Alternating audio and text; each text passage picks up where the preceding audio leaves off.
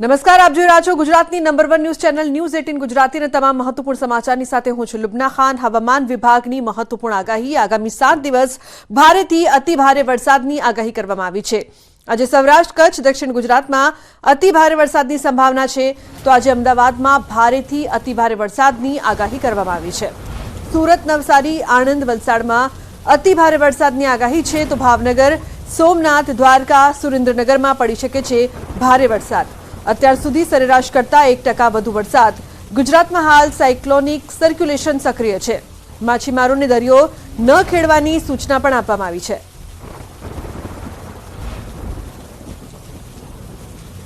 भारी बरसात की जो वार्निंग है, चेतावनी है, वो डे 1 में आपका heavy to very heavy isolated places में दिया गया है गुजरात रीजन के लिए, और अगले 4 दिन, उसके आगे 4 दिन हैवी रेनफॉल का वार्निंग है। इसमें आपका जो गुजरात रीजन है, आपका सौराष्ट्र का जो है, आपका पहला दिन heavy to very heavy and day 2 में आपका हैवी रेनफॉल का चेतावनी दिया गया है। गुजरात रीजन में वेरी हैवी रेनफॉल होने का चांसेस है। वलसाड, नवसारी, तापी, डांग, सुराट, भरूच, खेड़ा, आनंद, अहमदाबाद, और जो सौराष्ट्र कच्छ में आपका वेरी हैवी रेनफॉल होने का चांसेस है, वो सारे डिस्ट्रिक्ट में होगा एक्सेप्ट कच्छ को छोड़ के डे 1 में। तो अति भारे वरसादने लईने खूब मोटा समाचार छे। 20 जिल्लामां खाबकी शके छे 8 इंच वरसाद। 4 सिस्टमनी असरथी पड़ी शके छे अति भारे वरसाद। अमदावाद सहित 20 जिल्लामां ऑरेंज अलर्ट आपवामां आव्युं छे। वलसाड, नवसारी, तापी, डांगमां ऑरेंज अलर्ट, तो सूरत, भरूच, खेड़ामां 4 થી 8 इंच वरसाद संभव छे। आणंद, अमदावादमां पण 8 इंच वरसाद थई शके छे, तो मोरबी, जामनगरमां 4 થી 8 इंच वरसादनी शक्यता छे। द्वारका, पोरबंदरमां पण 4 થી 8 इंच वरसाद संभव। जूनागढ़, गीर सोमनाथमां 8 इंच सुधी वरसाद थवानी संभावना। अमरेली, भावनगरमां पण 4 થી 8 इंच वरसाद संभव छे, तो बोटाद, सुरेन्द्रनगरमां 4 થી 8 इंच वरसाद। राजकोटमां पण थई शके छे 8 इंच जेटलो वरसाद। तो 4 सिस्टमनी असरना कारणे भूक्का काढी शके छे तेवो वरसाद वरसशे। कच्छमां सायक्लोनिक सर्क्युलेशन सक्रिय थई रह्युं छे। दक्षिण गुजरात नजीक महाराष्ट्रमां शियर झोन सर्जायो। थोड़ा कलाक पहला ज दक्षिण गुजरातमां समाप्त थयुं छे सायक्लोनिक सर्क्युलेशन, जेनी असर पण जोवा मळशे। हजू 2 થી 3 દિવસ भूक्का काढी शके तेवा वरसादनी संभावना छे। गईकालनी स्थितिमां ज ચોમાસાની ધરી।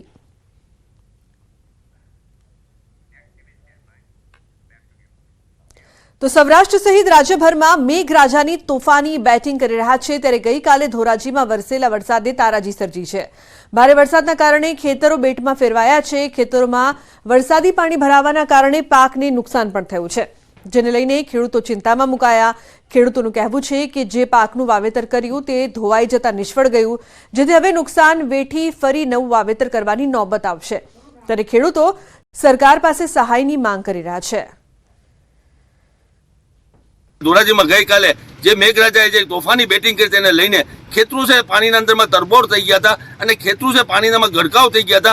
ખેડૂતો એવું કહી રહ્યા છે કે જે 5 થી 6 હજાર રૂપિયા વીઘે ખર્ચો કર્યો અને અત્યારે જે માંડવીનો પાક હતો 12 વીઘાનો તે પાક છે તે બળી ગયો। આપણે સીધા ખેતરના દ્રશ્યો, બધા દ્રશ્યોમાં જોઈ શકો છો કે ખેતરના કેવા હાલ છે। ખેતર પાણીના અંદરમાં ગરકાવ થઈ ગયા। આપણી સાથે અહીંના ખેડૂતો છે તેની જોડે વાત કરવાનો પ્રયત્ન કરતો। કાલ કેવી પરિસ્થિતિ હતી, શું કહેશો? કાલ કેવી પરિસ્થિતિ હતી? કાલ પરિસ્થિતિ બહુ ગંભીર હતી। ઠેઠ સુધી પાણી ભર્યું। શું કે શું વાવેતરમાં શું મગફળીનું વાવેતર હતું। કેટલા વીઘાનું કર્યું છે? 12 વીઘાનું વાવેતર હતું। વીઘે 5-6 હજાર રૂપિયાનો ખર્ચો છે। શું કે નુકસાન જશે? નુકસાનીમાં એક છોડવો બેચો નથી, એમાં બધું ભરી ગયું। પાછું બીજી વાર વાવવું પડશે ખર્ચો કરે। અત્યારે હવે પૈસા નથી। ખેડૂતો એવું કહી રહ્યા છે કે પાછું વાવેતર કરવું પડશે। શું કહેશો? કાલ કેવું હતું? કાલે આખા ખેતરમાં પાણી ભર્યું હતું અને જે મગફળીનું વાવેતર હતું, મગફળી બધી ભરી ગઈ, એક છોડવો ક્યાંય નથી દેખાતો।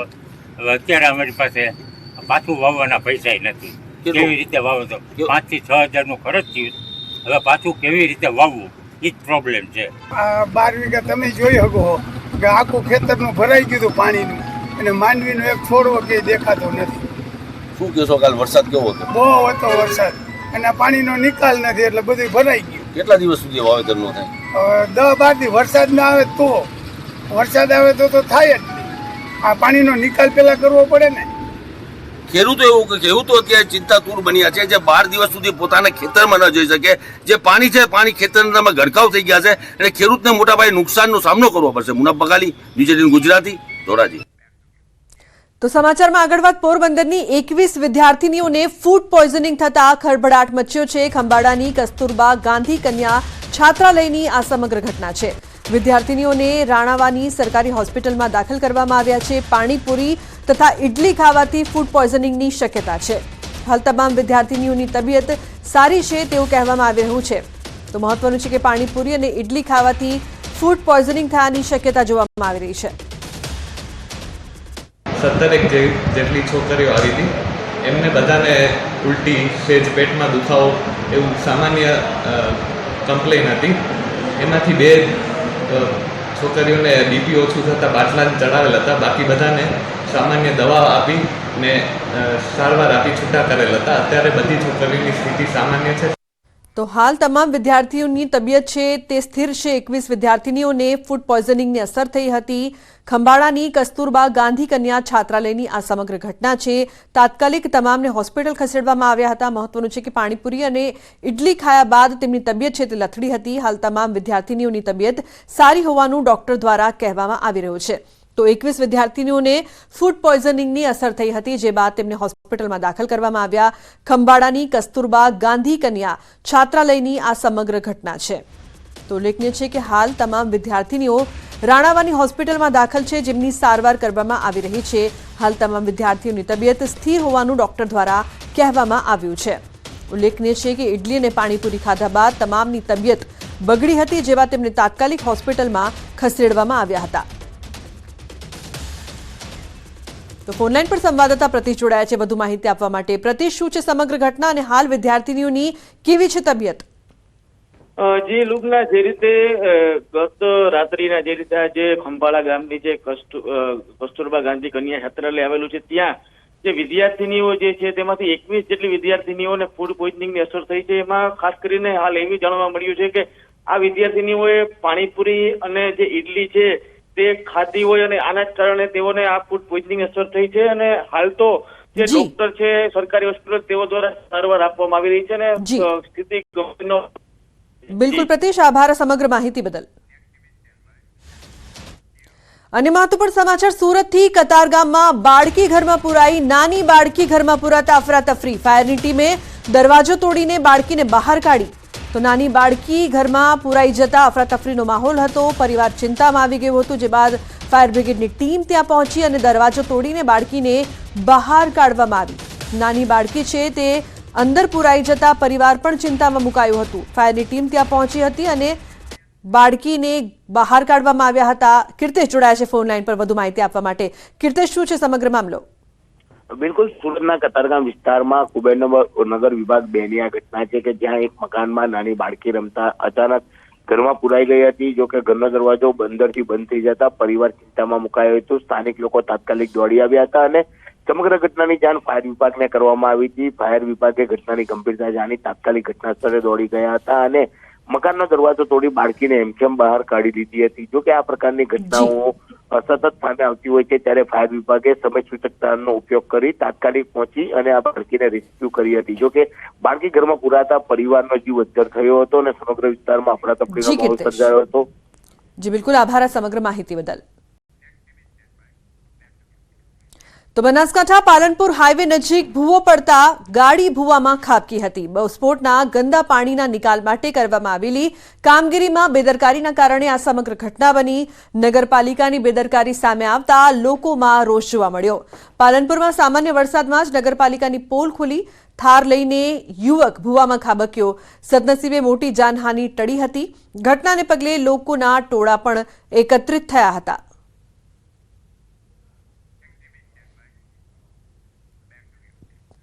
અને સમાચાર અમદાવાદથી. અમદાવાદની એલડી એન્જિનિયરિંગ કોલેજની હોસ્ટેલમાં વિદ્યાર્થીના મોત મામલે એસીપી એચએમ કણસાગરાએ મોટો ખુલાસો કર્યો છે. ઉર્વિન કમલેશભાઈ ચુહિયા કેમિકલ એન્જિનિયરિંગના 4થા સેમેસ્ટરમાં અભ્યાસ કરતો હતો.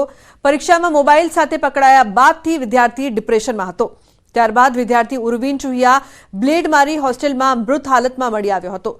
પોલીસે એફએસએલની મદદ લઈને નવા કાયદા મુજબ કાર્યવાહી કરી છે.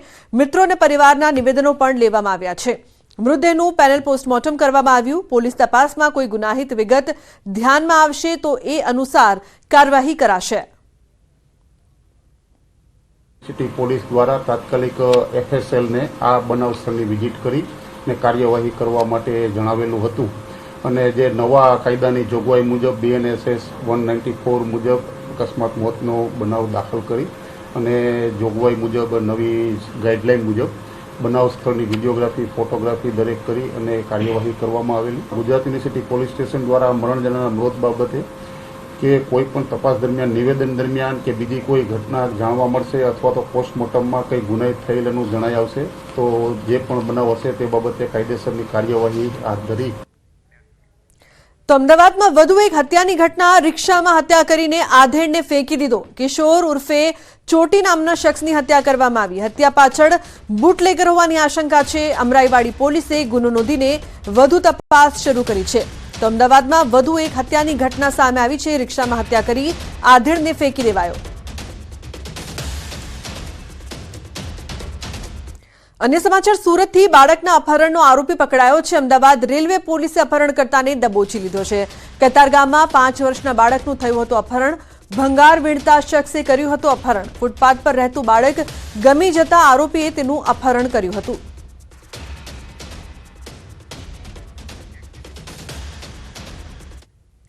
અમદાવાદમાં બોપલમાં તસ્કરો બેફામ બન્યા છે. 2 કલાકમાં 2 મંદિરમાં ચોરી કરી. એક જ વિસ્તારમાં 2 મંદિરમાં ચોરીની ઘટના સામે આવી. ચોરીની ઘટના CCTVમાં કેદ થઈ છે. પોલીસને પડકાર ફેંકતો ચોર. શેલા વિસ્તારના શેલનાથ મહાદેવ મંદિરમાં ચોરી કરવામાં આવી છે. 2 મંદિર ચોર 1 અને 2 જ કલાકના અંતરમાં 2 ચોરી કરવામાં આવી છે. અગાઉ આ ચોરે ભીમનાથ મહાદેવ મંદિરમાં પણ ચોરી કરી હતી. પોલીસની રાત્રિ પેટ્રોલિંગ પર સવાલો ઉઠી રહ્યા છે. તો બોપલમાં કઈ રીતે તસ્કરો બેફામ બન્યા છે. 2 કલાકની અંદર 2 મંદિરમાં ચોરી કરવામાં આવી અને જોવાની વાત તો એ છે કે તસ્કરોને કોઈ પણ જાતનો ભય નથી. એક જ વિસ્તાર બોપલ વિસ્તાર અને 2 કલાકની અંદર 2 મંદિરોને નિશાન બનાવતા તસ્કરો CCTVમાં કેદ થયા છે, પરંતુ તેમને પોલીસનો ભય ન હોય તેવું લાગી રહ્યું છે. મહત્વની વાત એક છે કે બોપલમાં તસ્કરો દિવસે ને દિવસે બેફામ બની રહ્યા છે, જે બાદ પોલીસની કામગીરી પર પણ સવાલ ઉભા થઈ રહ્યા છે. કારણ કે 2 કલાકની અંદર 2 મંદિરોમાં ચોરી કરવામાં આવી છતાં પણ પોલીસ હજુ પણ ચોરોને પકડી શકી નથી. રાજ્યમાં દુષ્કર્મના અલગ અલગ કેસોમાં સજા. આરોપીને સજા આપવા પર હર્ષ સંઘવીનું નિવેદન. છેલ્લા 8 દિવસમાં કોર્ટે 5 ગુનાઓમાં સજા સંભળાવી છે. 6 આરોપીઓને 20-20 વર્ષની સજા કરાઈ છે તો 5 પરિવારોને ન્યાય મળ્યો છે. 6 ગુનેગારો જેલમાં બંધ છે. એક કેસમાં 8મા મહિને જ પરિવારને ન્યાય મળ્યો છે. આ પ્રકારના કેસોમાં પોલીસ ઝડપી ચાર્જશીટ કરે અને સાથે પેરવી અધિકારી રાખ્યા હતા. છેલ્લા 8 દિવસમાં માનનીય ન્યાયાધીશો તરફથી કુલ 5 ગુનાઓમાં 6 રેપિસ્ટોને 20-20 વર્ષની ગંભીર સજા આપવામાં આવી છે. એક સુરતમાં, એક બરોડામાં, એક અમદાવાદમાં અને 2 કચ્છ જિલ્લામાં કુલ મળીને 5 પરિવારોને ન્યાય મળ્યા છે. 6 જેટલા ગુનેગારો જેલમાં બંધ છે. અને મહત્વપૂર્ણ સમાચાર રાજકોટથી. TRP અગ્નિકાંડમાં સાગઠિયાની મુશ્કેલી વધી. સાગઠિયાને બીજી વખત જેલ હવાલે કરાયો છે. જેલમાં સાગઠિયાના CCTVની ચકાસણી થશે. જેલમાં સાગઠિયા TPO તરીકે નહીં પરંતુ કેદી નંબર 2096 તરીકે ઓળખાશે. સાગઠિયાને ઘરનું ટિફિન મળશે. જો કે હાઈફાઈ લાઈફને બદલે જેલમાં સમય પસાર કરવો પડશે. જેલની અંદર સાગઠિયા અને કેદી વચ્ચેની વાતચીતના CCTVની પણ ચકાસણી કરાશે. તો સાગઠિયાને બીજી વખત જેલ હવાલે. રાજકોટમાં TRP ગેમ ઝોન અગ્નિકાંડમાં ખુલાસો થયો છે. પૂછપરછમાં મનસુખ સાગઠિયાની ચોંકાવનારી કબૂલાત. TRP ગેમ ઝોનના ભાગીદારો પાસેથી લીધા હતા રૂપિયા.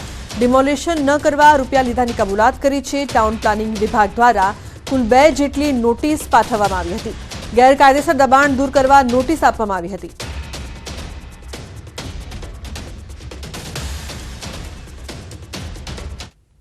સમાચારનો પ્રવાહ યથાવત રહેશે. હાલ રોકાઈશું એક બ્રેક માટે. આપ જોતા રહો ન્યૂઝ 18 ગુજરાતી.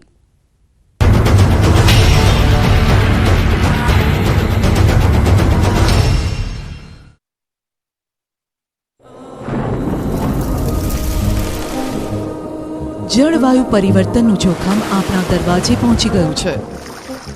હવે જરૂર છે એક મોટા ક્રાંતિકારી બદલાવની, અને આનો પ્રારંભ થશે 140 કરોડ ભારતીયોથી. આ ક્રાંતિ શરૂ થશે એક વૃક્ષથી. એક વૃક્ષ માનવતા માટે, એક વૃક્ષ આ ધરતી માતા માટે, એક વૃક્ષ આપણા ભવિષ્ય માટે. પ્રોજેક્ટ વન ટ્રી, ન્યૂઝ 18 નેટવર્કની એક મોટી પહેલ. રાધનપુર હારીજમાં વરસાદ, ગ્રામ્ય વિસ્તારમાં માર્ગો પર વરસાદી પાણી વહેતા થયા. 12 કલાકમાં 121 તાલુકામાં વરસાદ વરસ્યો. 6 તાલુકામાં 2 ઇંચથી વધુ વરસાદ. લોધિકામાં 2 કલાકમાં 4 ઇંચ, ભાભર અને ધોરાજીમાં 3.5 ઇંચ વરસાદ ખાબક્યો. મહેમદાબાદમાં 3 ઇંચ, માતરમાં 2 ઇંચ અને ખેડા, લાઠી, જામકંડોરણા સહિતના તાલુકામાં 1.5 ઇંચ વરસાદ વરસ્યો. અમરેલી કુકાવાવ તાલુકાના દેવગામ અને જીથોડીમાં જળબંબાકાર નદીના પ્રવાહમાં કાર ફસાઈ. સ્થાનિક નદીમાં ઘોડાપૂર આવ્યું. સ્થાનિક લોકોએ મહામુસીબતે કારને નદી પાર કરાવી. કેટલાક લોકો જોખમી રીતે નદી પાર કરતા દેખાયા. અમરેલી જિલ્લામાં મેઘ સવારીથી પાણી વહેતા થયા. ધોધમાર વરસાદથી નદી નાળા અને ખેતરોમાં ભરાયા પાણી.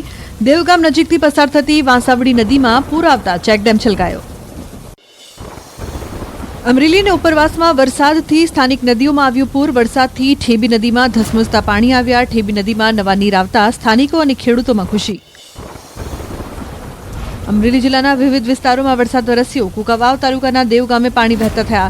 જળબંબાકારની સ્થિતિથી સ્થાનિકોને હાલાકી. ગામમાં પાણી ફરી વળતા નદી જેવા દ્રશ્યો. દ્વારકાના ભાટિયામાં ધોધમાર વરસાદથી બજારોમાં ધસમસતા પાણી. ભાટિયા ગામની બજારોમાં નદીઓ વહેતી થઈ હોય તેવા દ્રશ્યો. મેઘરાજાની તોફાની બેટિંગથી બજારોમાં ધસમસતા પાણી વહેતા થયા. દ્વારકાના ગ્રામ્ય વિસ્તારમાં ભારે વરસાદથી રસ્તા પર ફરી વળ્યા પાણી. ટંકારિયા પ્રેમસર ગામને જોડતા માર્ગ પર પાણી ભરાયા. લોકોએ એકબીજાની મદદથી પાણીમાંથી પસાર થતા દેખાયા. અવરજવર કરતા લોકોનું દોરડા વડે રેસ્ક્યુ કરાયું. રસ્તા પાણીમાં ગરકાવ થતા લોકોને હાલાકી.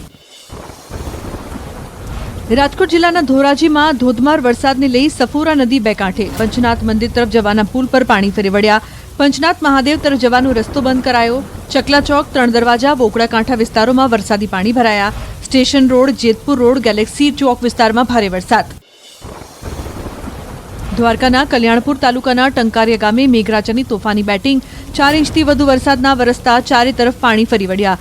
ટંકારિયા ગામની નદીઓ બે કાંઠે વહેતી થઈ. 2.5 કલાકમાં 4 ઇંચથી વધુ વરસાદના કારણે પાણી ભરાયા. બનાસકાંઠાના ભાભરમાં ધોધમાર વરસાદ. નીચાણવાળા વિસ્તારોમાં વરસાદી પાણી ભરાયા. પાણીના નિકાલ માટે પાલિકાની ટીમ કામે લાગી. કચ્છ જિલ્લાના નખત્રાણાના ઉખેડા કાદિયા પંથકમાં ધોધમાર વરસાદ. ભારે ગરમી બાદ મેઘરાજાનું આગમન. કાદિયા ગામમાંથી પસાર થતા બોકડામાં જળબંબાકાર.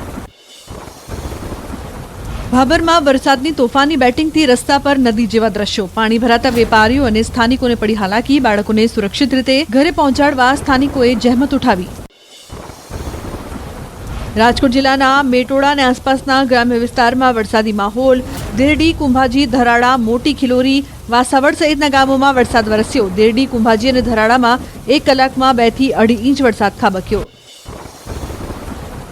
રાજકોટના ધોરાજી ગ્રામ્ય વિસ્તારમાં વરસાદ. તોરણિયા, નાની પરબડી, મોટી પરબડીમાં ભારે વરસાદ. ભારે વરસાદને પગલે નાની પરબડી ખાતે ફૂલઝર નદીમાં પૂર.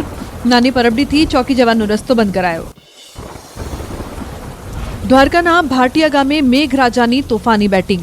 ભાટિયા ભોગાત તરફ જતા માર્ગ પર પાણી ફરી વળ્યા. ભાટિયામાં ખાબકેલા ધોધમાર વરસાદથી ચારે તરફ પાણી પાણી. ગીર જંગલ અને આસપાસના વિસ્તારોમાં ધોધમાર વરસાદ. તાલાલા, ગીર ગઢડાના જંગલ વિસ્તારમાં ગામોમાં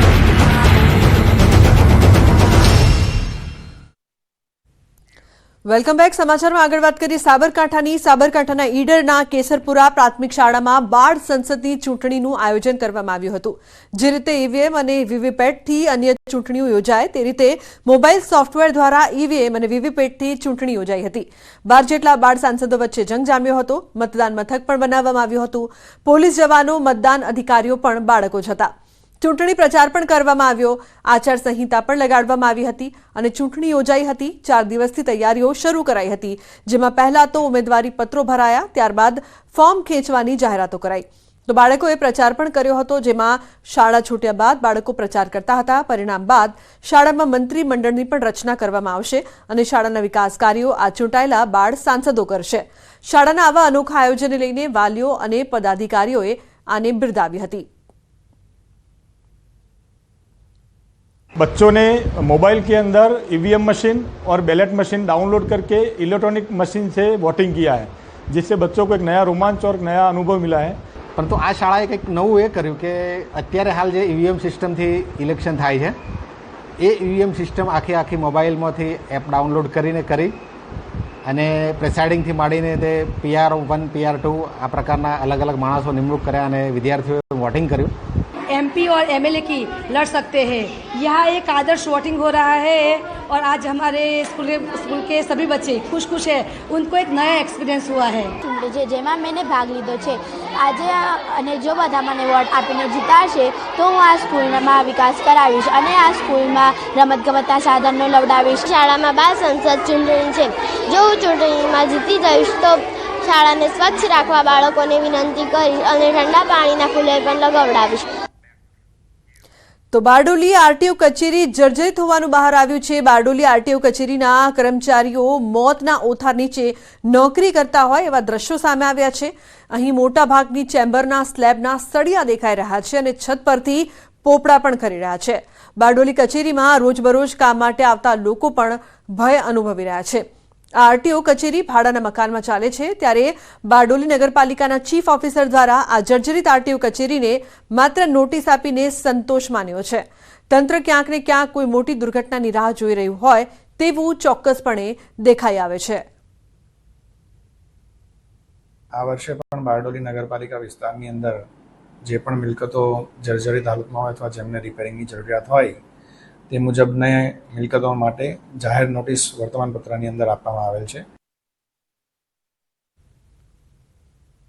જે મકાનના માલિક છે તેઓને પણ આ બાબતે જે પોતાનું સ્ટ્રક્ચર છે એ દુરસ્ત કરવા માટે અવારનવાર અમારા તરફથી સૂચના આપવામાં આવેલી છે. વધુમાં સરકારશ્રી દ્વારા મોતા ગામ ખાતે આરટીઓ ઓફિસની કચેરી અને ટ્રેક માટે ઓલરેડી જમીનની ફાળવણી થઈ ગયેલી છે. એના માટે RNB અને સરકારશ્રી તરફથી જે ટેકનિકલ પ્રોસેસ પૂર્ણ કરવાની છે તે ટૂંક સમયમાં પૂર્ણ થશે અને બિલ્ડિંગની કામગીરી છે તે નવી બનવાની એ ટૂંક સમયમાં શરૂ થનાર છે. સુરત શહેરના જે પાલી ગામે જે ઇમારત ધરાશાયી થવાના મામલે સરકાર સફળતાથી દ્રશ્ય બતાવવાના પ્રયાસ કરીશ કે સુરત જિલ્લાની સૌથી મોટી મહેસૂલ અને રેવન્યુ ઇન્કમ ધરાવતી આરટીઓ કચેરી જે હાલ ભાડાના મકાનની અંદર ચાલી રહી છે કે જે રેકર્ડ રૂમ છે તેની અંદર પણ તમે દ્રશ્યો જોઈ શકો છો કે આ સળિયા દેખાતા થઈ ગયા છે અને અહીં જે સળિયા આ જે સ્લેબના પોપડાઓ પણ નીચે પડતા હાલ જોઈ રહ્યા છો. અને ખાસ કરીને આ આરટીઓ કચેરીની અંદર જે સરકારી કર્મચારીઓ છે એ મોતના ઓજાર નીચે નોકરી કરતા